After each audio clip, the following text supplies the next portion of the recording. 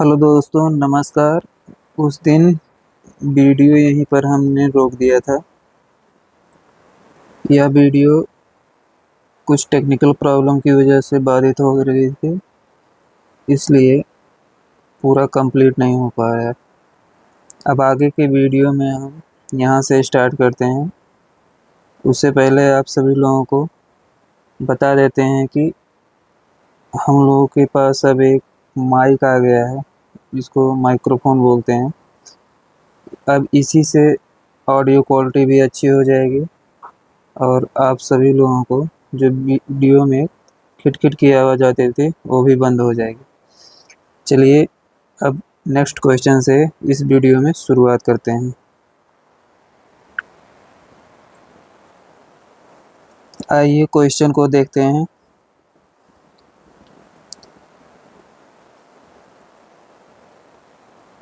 इस क्वेश्चन में बोला गया है, आहार श्रृंखला के प्रथम पोषी स्तर पर मौजूद होते हैं।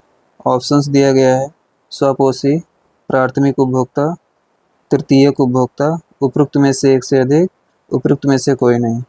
जैसा कि बीपीएससी में 5 ऑप्शन आता ही है, तो इस प्रश्न में राइट जवाब होगा स्वपोषी।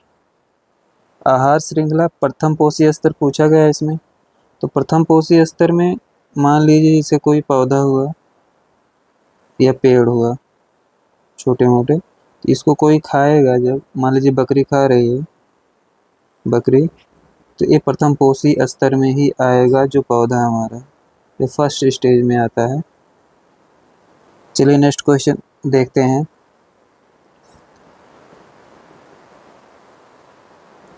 इस क्वेश्चन में दिया गया है, हरे पौधे सूर्य के प्रकाश की ऊर्जा का ग्रहण करते हैं और उसे खाद्य ऊर्जा में परिवर्तित करते हैं। ऑप्शंस दिया गया है 55%, 2%, 1%, उपरोक्त में से एक से अधिक, उपरोक्त में से कोई नहीं। तो इस प्रश्न का राइट जवाब होगा 1%। आप सभी लोग जैसे कि जानते होंगे लिंडेमैन का 10% का नियम है, तो उससे भी आप समझ सकते हैं। मान लीजिए किसी पौधे के पास 100% एनर्जी है, तो हरे पौधे सूर्य के प्रकाश की ऊर्जा का ग्रहण करते हैं और उसे खाद्य ऊर्जा में परिवर्तित करते हैं। तो खाद्य ऊर्जा वैसे तो एनर्जी का रिलेशन है, इसमें नहीं लगेगा, लेकिन इस प्रश्न का राइट जवाब होगा 1%। चलिए नेक्स्ट क्वेश्चन देखते हैं। नेक्स्ट क्वेश्चन में बोला गया है, इसमें निम्नलिखित में से कौन सा परतंत्र का संघटक है? जंतु, पादप, सूक्ष्म जीव, उपरोक्त में से एक से अधिक, उपरोक्त में से कोई नहीं। इस प्रश्न का जो राइट जवाब होगा, इसमें तीनों सही है सर। जैसे जंतु दिया है, पादप दिया है, सूक्ष्म जीव दिया है, तीनों ऑप्शन इसमें सही हैं। इसलिए इस प्रश्न का राइट जवाब उपरोक्त में से एक से अधिक हो जाएगा। व्याख्या हम इसमें इसलिए नहीं कर रहे हैं क्योंकि क्वेश्चन देखना है, ऑप्शंस को समझना है, उसके बाद एक ऑप्शन टिक कर देना रहता है पेपर में, इसलिए हम ऐसे ही करवा देते हैं। चलिए नेक्स्ट क्वेश्चन देखते हैं। इस क्वेश्चन में बोला गया है, परतंत्र में ऊर्जा का प्रवाह होता है बहुदिशी, एक दिशी, त्रिदिशी, उपरोक्त में से एक से अधिक, उपरोक्त में से कोई नहीं। परतंत्र में ऊर्जा का प्रवाह, तो ऊर्जा का प्रवाह एक ही दिशा में होता है, ये यूनिडायरेक्शनल होता है, इसलिए इस प्रश्न का राइट जवाब होगा एक दिशी। चलिए नेक्स्ट क्वेश्चन देखते हैं। जनसंख्या की वहन क्षमता किसके द्वारा निर्धारित की जाती है? जनसंख्या वृद्धि दर, जन्म दर, सीमित संसाधन, उपरोक्त में से एक से अधिक, उपरोक्त में से कोई नहीं। इस प्रश्न को ऐसे हम इकोनॉमिक्स में भी समझ सकते हैं। अगर इकोनॉमिक्स में नहीं समझ रहे हैं तो इस प्रश्न को ईवीएस की क्लास में भी हम लोग देखते ही देखते हैं। तो इस प्रश्न का राइट जवाब होगा सीमित संसाधन, क्योंकि सीमित संसाधन के द्वारा ही वाहन क्षमता, इसमें वाहन क्षमता जो लिखा गया है, इसीलिए इस प्रश्न में थोड़ा सा घुमा दिया। तो इस प्रश्न का राइट जवाब होगा सीमित संसाधन। चलिए आइए नेक्स्ट क्वेश्चन देखते हैं।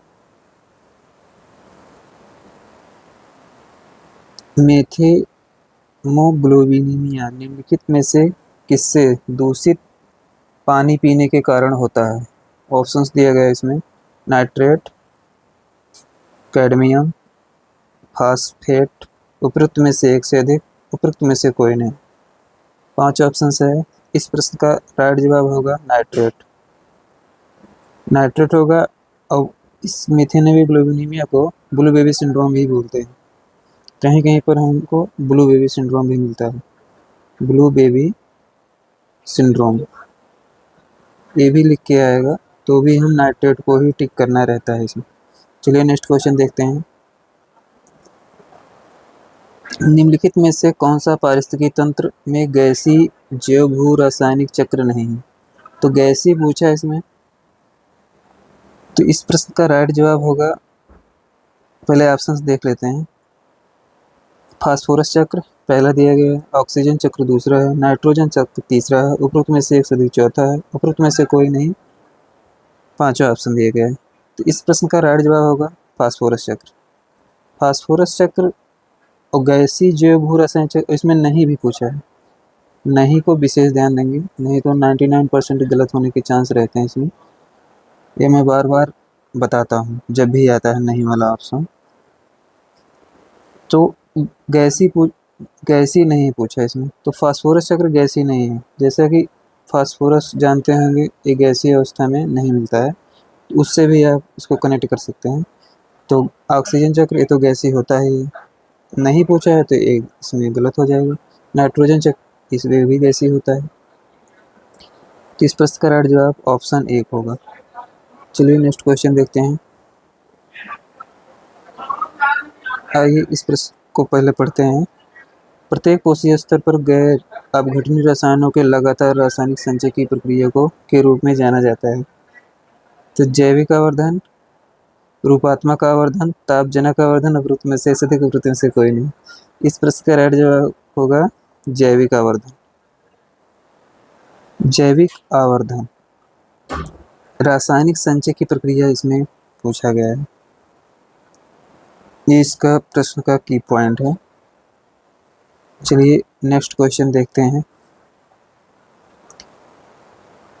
इस प्रश्न में बोला गया है निम्नलिखित में से कौन सा जीव क्लोरोफिल की उपस्थिति में सूर्य के प्रकाश का उपयोग कर अकार्बनिक पदार्थ को कार्बनिक पदार्थ में परिवर्तित करता है?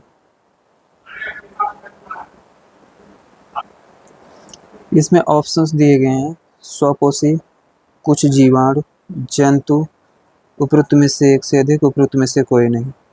सूर्य के प्रकाश का उपयोग कर अकार्बनिक पदार्थ को कार्बनिक पदार्थ में परिवर्तित करता है, तो इसमें सनलाइट का उपयोग किया गया है। तो वैसे सनलाइट का उपयोग तो सिर्फ पौधे ही करते हैं, तो इसमें राइट जवाब स्वपोषी ही होगा। कुछ जीवाणु होगा नहीं, जंतु भी नहीं होगा। चलिए नेक्स्ट क्वेश्चन देखते हैं। और हाँ, इसमें आप लोग आवाज़ कैसे सुनाई दे रहा है इसके बारे में ही कमेंट करके बता सकते हैं। अच्छा सुनाई दे रहा है तो भी, और थोड़ा बहुत अगर अच्छा नहीं सुनाई दे रहा तब भी आप लोग कमेंट करके बता सकते हैं, फिर आगे का सुधार इसमें और किया जाएगा। चलिए क्वेश्चन देखते हैं। ऊर्जा के स्रोत जो कार्बनिक उत्सर्जन में वृद्धि नहीं करते हैं में शामिल हैं। इसमें कार्बनिक उत्सर्जन, कार्बन डाइऑक्साइड का उत्सर्जन नहीं करते हैं, नहीं इसमें भी आया है प्रश्न में, इसको भी अंडरलाइन कर लेते हैं। ऑप्शन दिया गया है सौर सेल, पवन चक्कियाँ, नाभिकीय ऊर्जा संयंत्र, ना उपरोक्त में से एक से अधिक, उपरोक्त में से कोई नहीं। वैसे तो इस प्रश्न का राइट जवाब होगा उपरोक्त में से एक से अधिक, क्योंकि सौर सेल भी सूर्य से चलता है, तो ये भी कार्बन डाइऑक्साइड उत्सर्जित नहीं करेगा। पवन चक्की वायु से चलती है। नाभिकीय ऊर्जा संयंत्र, नाभिकीय ऊर्जा संयंत्र तो कार्बन डाइऑक्साइड उत्सर्जित कर सकता है, क्योंकि 2 ऑप्शन इसमें सही हो गए, इसलिए चौथा ऑप्शन इसमें राइट होगा, तो एक से अधिक। चलिए नेक्स्ट क्वेश्चन देखते हैं। पुस्तक the beautiful tree indigenous education in the 18th century किसने लिखी थी? ये पुस्तक से हमारा है। तो इस ऑप्शंस दिया गया है इसमें धर्मपाल, तिलक, गांधी, उपरोक्त में से एक से अधिक, उपरोक्त में से कोई नहीं। इस प्रश्न का राइट जवाब होगा धर्मपाल। इन्होंने बहुत से पुस्तकें लिखी हैं, 5-6 पुस्तकें लिखी हैं, उसमें से एक पुस्तक इनका बहुत ही फेमस है। चलिए नेक्स्ट क्वेश्चन देखते हैं। निम्नलिखित में से कौन सा बुनियादी मूल्य सभी नेताओं द्वारा भारत के संविधान पर विचार विमर्श हेतु संविधान निर्मात्री सभा में मिलने से बहुत पहले ही स्वीकार कर लिया गया था? ऑप्शन दिया गया है: सार्वभौमिक वयस्क मताधिकार, स्वतंत्रता और समानता का अधिकार, अल्पसंख्यकों के अधिकारों का संरक्षण, उपरोक्त में से एक से अधिक, उपरोक्त में से कोई नहीं।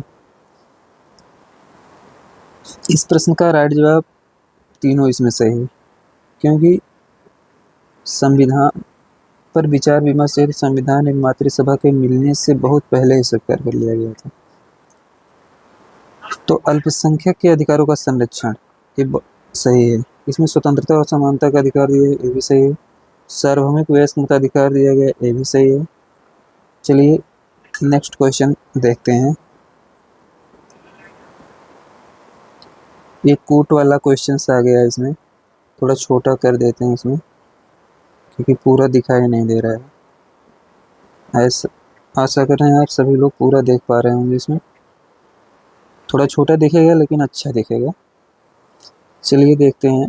सूची 1 को सूची 2 से सम्मिलित कीजिए और सूचियों के नीचे दिए गए कोड के सही उत्तर का चुनाव कीजिए। तो इस प्रश्न में पहले इधर सूची 1 पढ़ेंगे, फिर दूसरी सूची देखेंगे, क्योंकि भारत में नारी कल्याण हेतु अधिनियम के नाम दिए गए हैं एक तरफ, इधर वर्ष उसके दिए गए हैं। तो पहला इसमें दिया गया विशेष विवाह अधिनियम, दूसरा इसमें दिया दहेज निषेध अधिनियम, तीसरा दिया समान परिश्रम का अधिनियम, फिर चौथा दिया नारी अशिष्ट प्रतिनिधित्व प्रतिषेध अधिनियम। सूची 2 में दिया गया है 1976, 1954, 1986, 1961। तो इसमें जो विशेष विवाह अधिनियम आया था वो आया था 1954 में, एक का दूसरा हो गया। और इसमें नारी अशिष्ट प्रतिनिधित्व प्रतिषेध अधिनियम, क्योंकि नारी के साथ जैसे किसी भी प्रकार का अशिष्ट व्यवहार नहीं कर सकते, तो उसके बारे में आया था 1986 में। तो इस प्रश्न में जैसे ए का दूसरा इसमें दिया है और डी का तीसरा पहले में दिया है, वैसे तो यहीं पर मिल गया हमें। तो इस प्रश्न का राइट जवाब ये हो जाएगा। अगर आपको 2 भी पता है तब भी सही हो जाएगा। चलिए नेक्स्ट क्वेश्चन देखते हैं।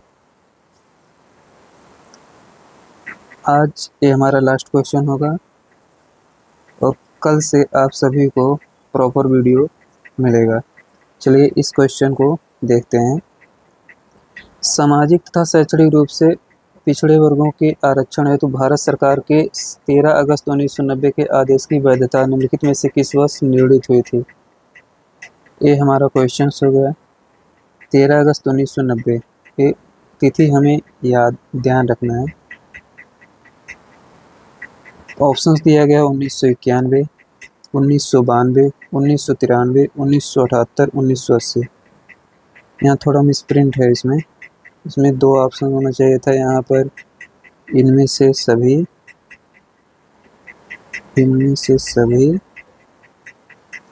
और यहाँ होना चाहिए था कोई नहीं, इनमें से कोई नहीं। चलिए हम अपने से इसको बना देते हैं। तो इस प्रश्न में राइट जवाब होगा 1992। क्यों होगा?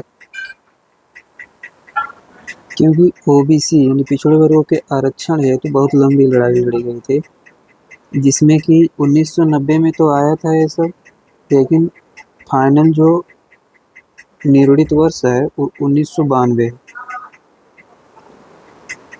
चलिए आज के लिए बस इतना ही। नेक्स्ट वीडियो में फिर मुलाकात होगी। धन्यवाद।